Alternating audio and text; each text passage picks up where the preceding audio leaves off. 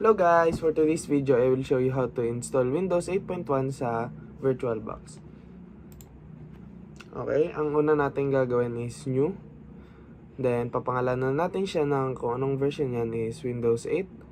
Then, 32-bit. Then, dito naman is 4096.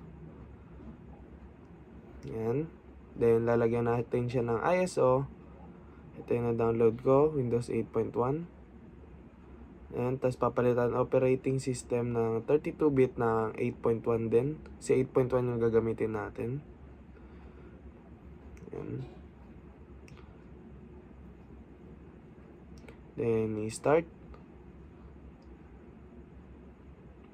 Yan, hintayin lang natin.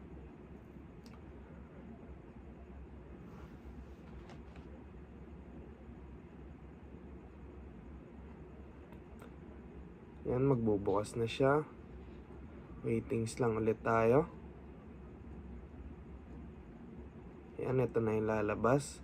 Parang sa Windows 7 lang. Then, next ulit. Then, install.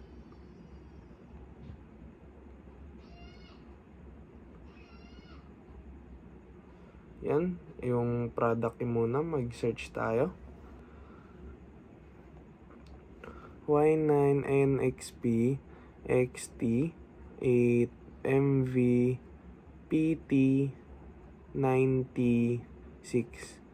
Then 97CT 3 9D6 TC. Yan, then next. Hindi para magana. Ulitin natin. Ito, may isa pa. 6PN82 R4BBH XX 8K2DCK84 VMFDH and next. Sana gumana na. Yan, gumana na. Then accept, next. Then advance ulit. Then new, then apply. Yan. Then yung pangalawa, format. Then okay. Then next. Yan, hintayin lang ulit natin tong installation.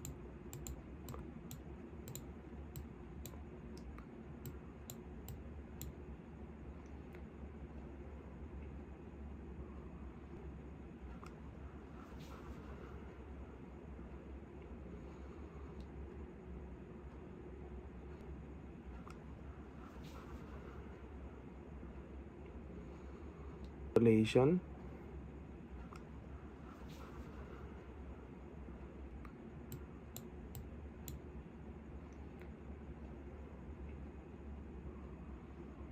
Yan, mag-Windows restart yan pagtas ng installation.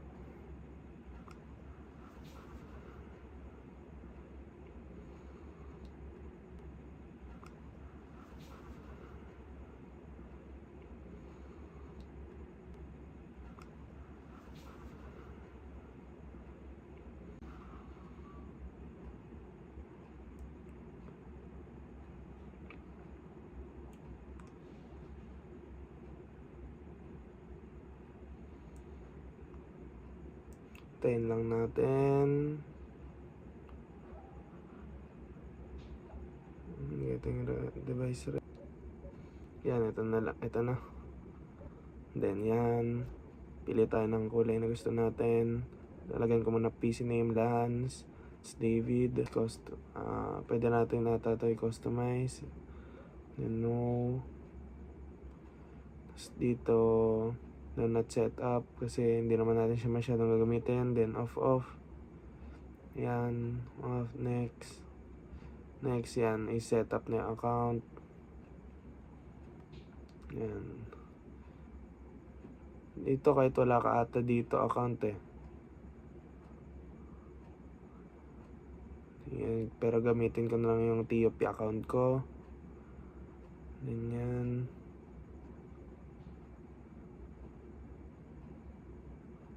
Account Lance. Yan, finish. Yan.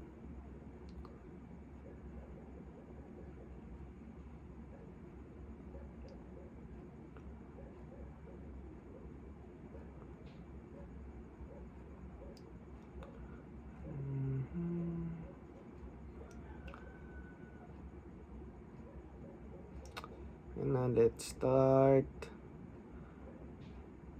At yan, na ayos na natin yung Windows 8.1 natin. Refresh lang din. And nagawa na natin yung Windows 8.1. Ayun lang guys, thank you. Sana may natutunan kayo. Bye-bye!